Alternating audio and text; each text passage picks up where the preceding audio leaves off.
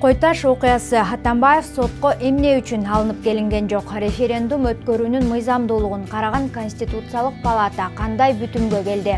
Баш мыйзамдан экс-президенттин макамы жөнүндөгү норма алынабы? Чыгарылышта мына ушул жана башка кабарлар болмокчу. Биз менен болуңуздар. Мурдагы президент Алмазбек Атамбаевдин соту эмне үчүн создуктурулуп жатат? Бүгүн 1 май райондук сотунда Кой-Таш окуялары боюнча отурум уланды.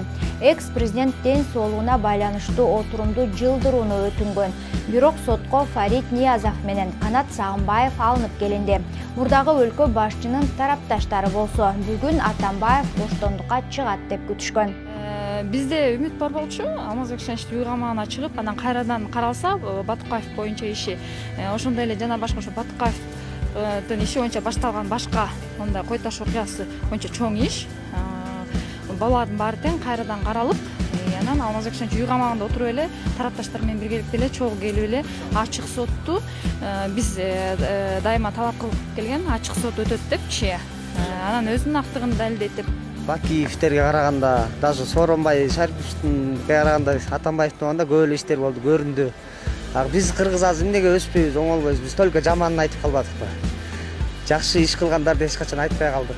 Атамбаевдин өкүмү жокко чыккан, бирок ал абактан бошотула элек. Кримтөбөл Азиз Батукаевдин мыйзамсыз бошотулушу боюнча кылмыш ишинин башкы фигуранты Алмазбек Атамбаевдин өкүмү сот тарабынан жокко чыгарылганы менен ал номер 47 колониядан бошотула элек. Жактоочулар Атамбаев катышкан башка кылмыш иштери боюнча сот баш коргоо чарасына байланышкан эч кандай чечим кабыл албагандыгын, андыктан мурдагы өлкө башчы токтоосуз эркиндикке чыгышы керектигин айтып жатышат.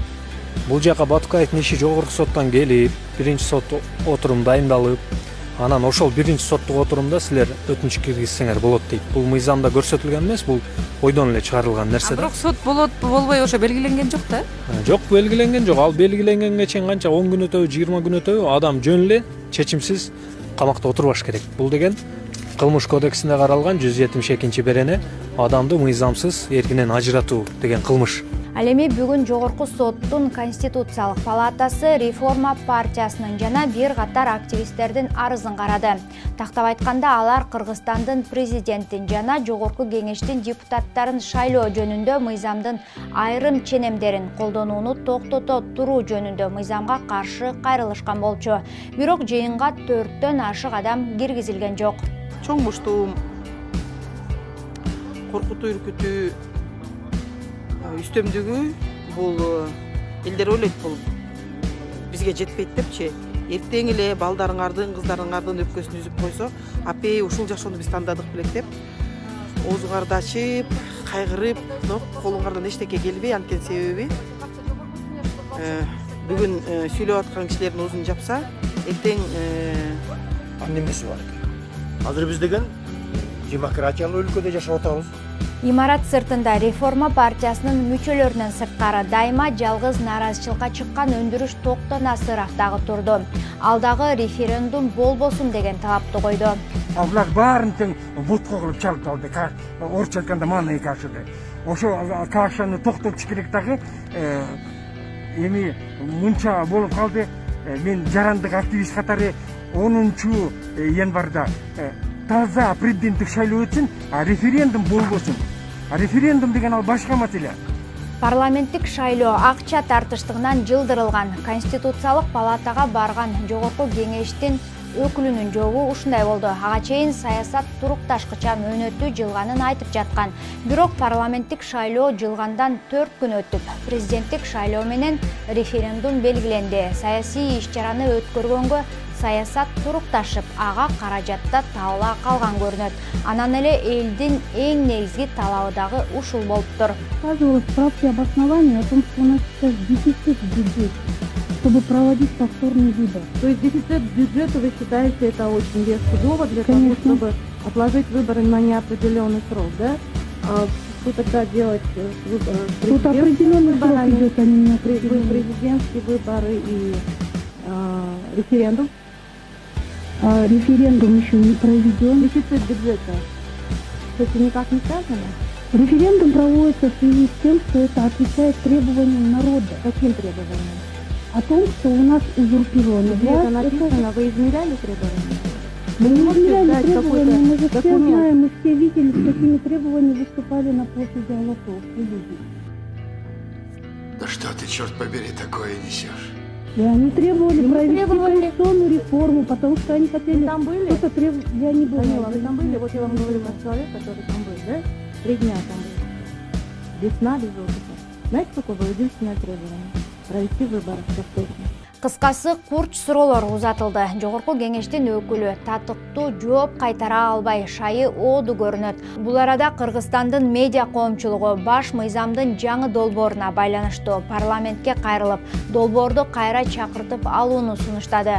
Укук таануучу Ахмат Алагошев Азаттыкка баш мыйзамдын жаңы долбоорундагы мазмуну Кыргызстан элинин маданиятына жана элдин ыйманына зыян келтирилиши мүмкүн болгон маалыматтарды жалпыга маалымдоо каражаттарында таратууга мыйзамга ылайык тыюу салынат же чектелет деген 23-беренеси тынчсыздануу жаратып жатканын билдирди.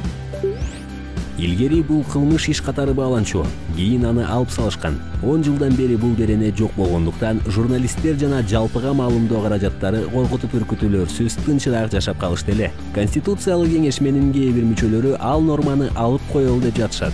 Бирок аны алып койгону менен азыркы Конституциянын 33-беренесинде эч ким адамдын ар намысын жана беделин жаманатты кылган же кемсинткен маалыматтарды тараткандыгы үчүн кылмыштык жазага тартылышы мүмкүн эмес деп турат.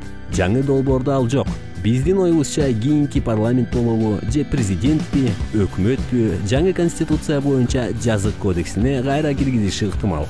Азимбек Бекназаров болсо баш мыйзамдан экс-президенттин макамы жөнүндөгү норманы алып салууну сунуштады. Анын айтымында экс-президенттерге берилген жеңилдиктерден улам мамлекеттик казына чоң чыгымга учурап жатат. Аларга өлкө канчалык жаман абалда экени маанилүү эмес. Алар өздөрүн гана ойлошот. Эгерде негизги мыйзамда көрсөтпөсө деле, баары анын экс экендигин билишет. Анын үстүнө кээ бир экс-президенттер өзлөрүнүн статусунан пайдаланып жатышканын көрүп жатам. Алар мамлекеттин атынан чет өлкөлөрдө иш алып барышат. Бирок мындай кылбаш керек. Кече Садык Шернияз болсо бүгүн Дастан Бекешев ал Садыр Жапаров менен жолукканын, өлкөнү өнүктүрүүдө максаттары дал келгенин өздүк баракчасына жазды. Канча жолу адашып жүрсөм дагы мен өзүмдүн бактымды таптым деп ойлойм.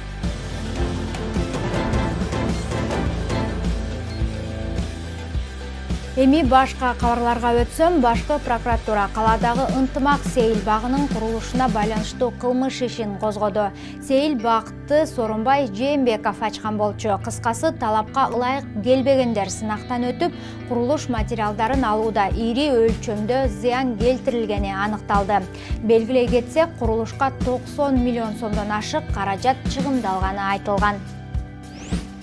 Сейил бактын курулуш иштери Бишкек шаардык мэриясы тарабынан тийиштүү долбоордук сметалык иш кагаздары жок жүргүзүлгөн. Ошондой эле инерттүү курулуш материалдарынын айрым аткарылган иштеринин көлөмү жана баалары негизсиз жогорулатылган. Коомдук объектилердин курулуш иштери мамлекеттик сатып алуу процедураларын жүргүзбөстөн жана тиешелүү лицензиясы жок жаран менен мыйзамсыз келишим түзүү аркылуу жүргүзүлгөн. Башкы прокуратуранын маалыматынан. Салсаң да жейсиң, үй салсаң да жейсиң, көп салсаң да жейсиң, ас салсаң да жейсиң, жер сатсаң да жейсиң, газ сатсаң да жейсиң. Азырынча бул ишке кала бийлигинин кайсы адамдары шектүү экени айтыла элек.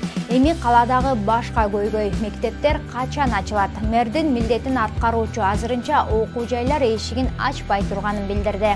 Эмне үчүн Бишкекте ачкым келбей атат? Bir класста 55 бала окуйт. Жалпы Бишкекте 70 000 бала окусу керек болсо, а Бишкекте 170 000 бала окуйт. Бул 211%. И еще детский больницалар Бишкекте 40 эле орундук.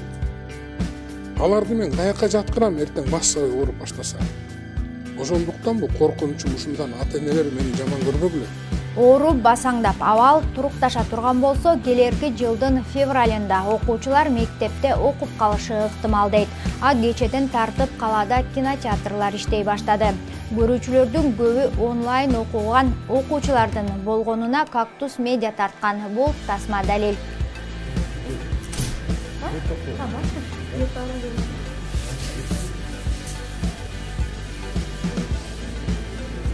Эми үч алган коронавирус тууралуу айта кетели. Бир сутка ичинде 2 адам өмүрү менен кош айтышып, 335 адам илдетти жуктуруп алганы аныкталды.